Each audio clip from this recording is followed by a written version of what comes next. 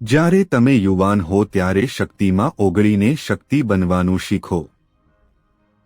જ્યારે તમે સક્ષમ હો, જ્યારે તમારું જીવન ઉપલબ્ધ છે, જ્યારે તમે જીવનના અસ્તિત્વથી છલકાઈ રહ્યા છો, ઉભરાઈ રહ્યા છો, વહેવાનું શીખો. ઓગળી જાઓ. તમારી કમરની આસપાસ ચરબી જામી જાય તે પહેલા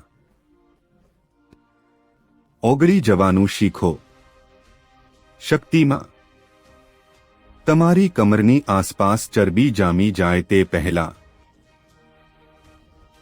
પહેલા તમારું મન સામાન્ય સામૂહિક ગેરસમજોથી થાક અને કંટાળાને ઓળખે.